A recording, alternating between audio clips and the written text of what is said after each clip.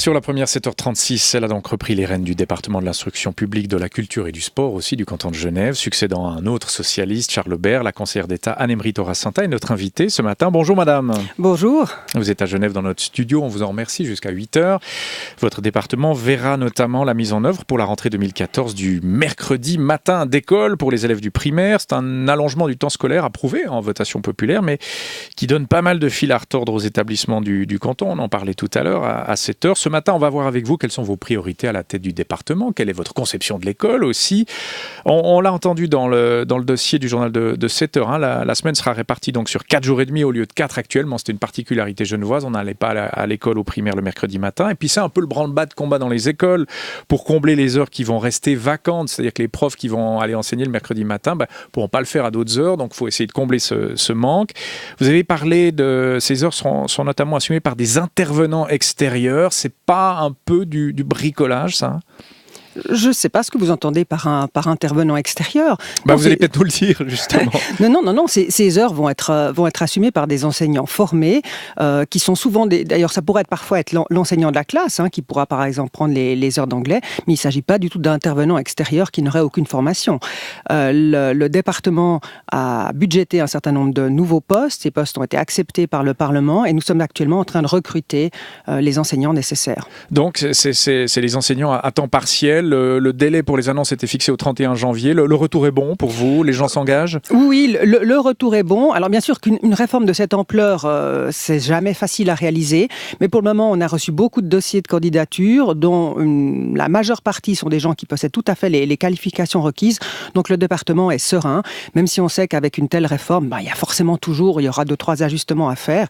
Et puis vous savez, toute réforme, l'intérêt c'est qu'elle innove et puis après on évalue. Et donc moi je me réjouis de l'année scolaire prochaine. Selon comment les choses tournent, on pourra aussi rectifier le tir l'année d'après. C'était pas possible de demander aux professeurs nommés, non pas extérieurs, de prolonger, de faire plus d'heures? C'était pas envisageable ça?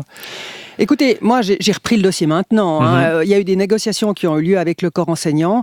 Ce qui avait été demandé, c'est qu'il n'y ait pas d'augmentation du temps de travail des enseignants. Donc à partir de là, on était obligé d'engager de nouvelles personnes.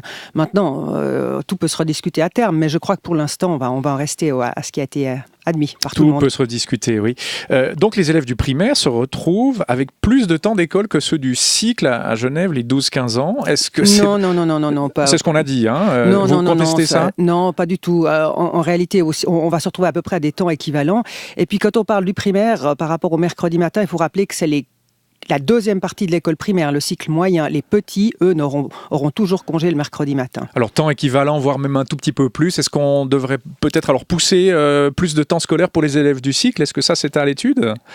Écoutez, chaque chose en son temps. Le cycle est en réforme actuellement. Nous aurons la première volée d'élèves qui va sortir en juin prochain. Et là aussi, on va évaluer ce que ça a donné. Non, on ne va pas faire réforme sur réforme. Je crois que le corps enseignant, les parents, les élèves ont besoin de souffler maintenant. Il nous faut évaluer ce qui a été mis en place. Voilà, tout le monde a besoin de souffler. Les associations de parents d'élèves s'inquiètent de la fatigue que ça va engendrer pour les élèves. Ils recommandent d'allonger la durée des récréations. Là, quel est votre point de vue? Vous entrez en matière? Écoutez, pour le moment, on va rester à ce qui est prévu. Je ne suis pas sûre qu'on soit à 5 minutes près en termes de récréation ou pas de récréation. Il faut savoir aussi pourquoi le mercredi matin a été rajouté. On est dans une situation maintenant où des décisions ont été prises sur le plan fédéral et sur le plan roman, avec un cadre roman, je dirais, pour l'enseignement. L'anglais a été rajouté à l'école primaire. Alors, de deux choses l'une. Soit on en restait à la situation antérieure et on ne rajoutait pas d'heures. Et au fond, ce sont les élèves les plus fragiles, les élèves en difficulté, qui ont des problèmes d'apprentissage, qui auraient été lésés. Parce que les élèves qui ont de la facilité, ils auraient pu faire de l'anglais en plus, avec au fond une grille horaire qui soit restée la même. Le souci qu'on a eu à Genève, c'est de donner à chacun les mêmes chances. Et donc, rajouter des heures le mercredi matin, c'était permettre d'introduire l'anglais de manière, je dirais, sereine. Et puis, c'était surtout permettre aussi de renforcer d'autres enseignements, puisque ça va permettre de renforcer le français. Et on sait que dans un canton multiculturel, et où on a beaucoup d'élèves allophones, c'est important. De renforcer aussi l'allemand. Et puis, on a mis aussi, c'est important, c'est ce que la loi prévoyait, dans les petits degrés, ceux pour qui il n'y a pas le mercredi matin, on rajoute 30 postes d'enseignants qui vont arriver en soutien, notamment pour l'apprentissage du français. Donc je crois que c'est une réforme qui va dans le sens de la démocratisation des études et d'une école où chacun peut réussir. Bon, on aborde la conception de l'école. On se souvient que ce fameux ajout du mercredi matin était combattu par les enseignants du primaire, par leurs syndicats. Il y avait un argument de dire on préfère la qualité de l'enseignement plutôt que la quantité. Travailler plus pour apprendre plus, c'est une illusion dangereuse. Bon, quelle est votre vision là? Est-ce que parfois le rajout de quantité d'heures n'est pas néfaste? Est-ce que le bourrage de crâne n'est pas néfaste parfois en matière scolaire? Alors, si bourrage de crâne il y a, bien sûr que ce serait néfaste. Je ne crois pas que c'est ce qui se passe dans les écoles primaires. J'étais encore il y a peu de temps dans une école primaire au Paquis. Je peux vous dire que ce n'est pas du bourrage de crâne et c'est un travail formidable qui est fait par les enseignants sur le terrain. Non, moi, la conception que j'ai, c'est celle d'une école, et je vous l'ai un peu dit tout à l'heure, où chaque élève, au bout du compte, va réussir, où chaque élève peut obtenir une certification. Et je crois que le gros enjeu maintenant de l'école genevoise, c'est de faire en sorte qu'on n'ait plus un nombre trop important de jeunes qui quittent le secondaire sans aucune certification. Actuellement, à Genève, chaque année, environ 1000 jeunes quittent l'enseignement secondaire sans aucun certificat, sans aucune formation attestée. Ce sont à terme des candidats au chômage et à l'aide sociale, et ça n'est pas acceptable.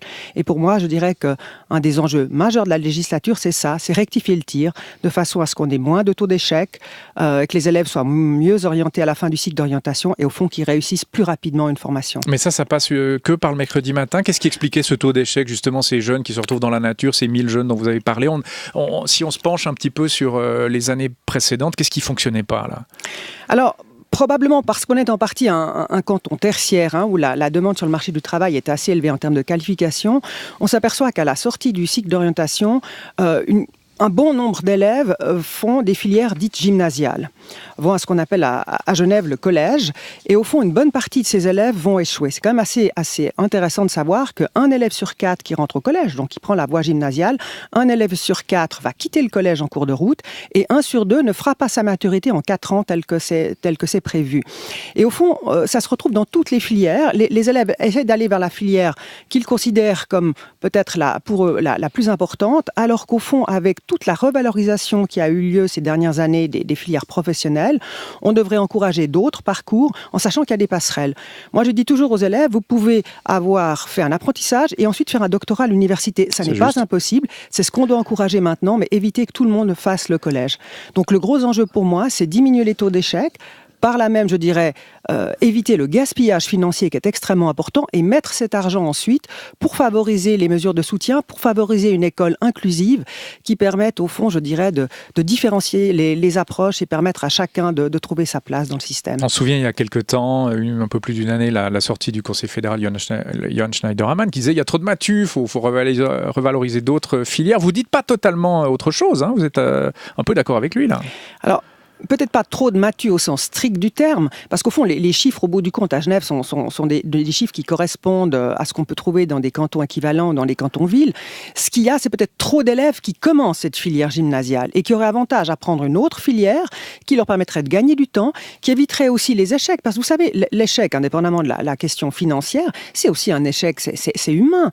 Le coût pour l'élève qui rate, par rapport à l'image de soi, c'est difficile. Donc, moi, ce que j'encouragerais, c'est une meilleure orientation à la sortie du cycle et au fond que tous les chemins mènent à Rome, mais qu'on n'est pas obligé de prendre la voie du collège. Et puis Rome a des visages différents selon les personnes. Tout à fait. Il y a plusieurs Roms. Vous êtes issu du terrain, Anne-Emery Torasanta, prof d'histoire. Les enseignants attendent beaucoup de vous. Est-ce que le fait d'être enseignant de vous-même est une pression supplémentaire ?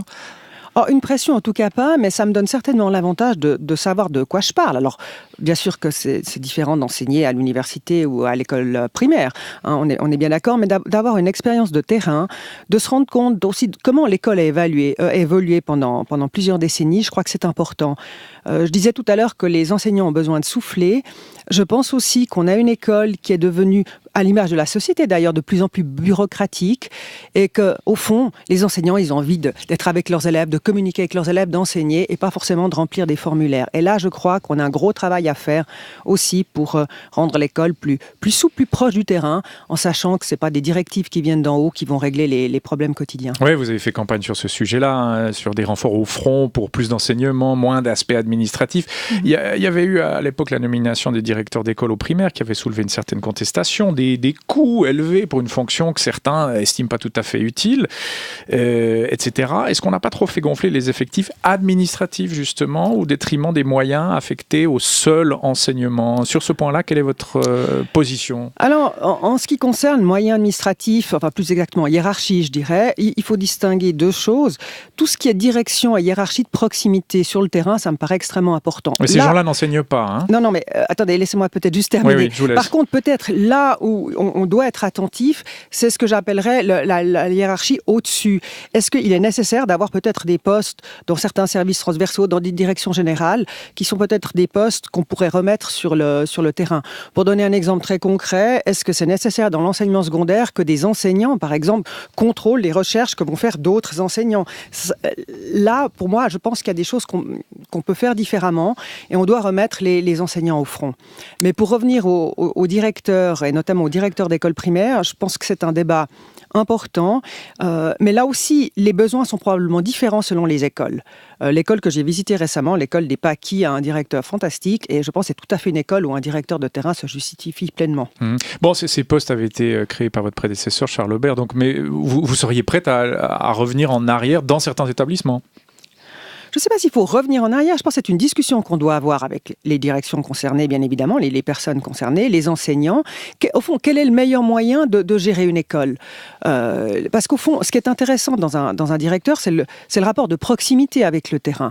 À partir du moment où, effectivement, un directeur se retrouve en situation d'avoir plusieurs écoles sous sa responsabilité, il ne va pas être en permanence dans chacune de ces écoles. Par définition, il va circuler.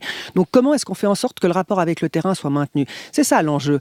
Et je crois qu'il n'y a peut-être pas de réponse unique et qu'il faudra en discuter avec les personnes concernées.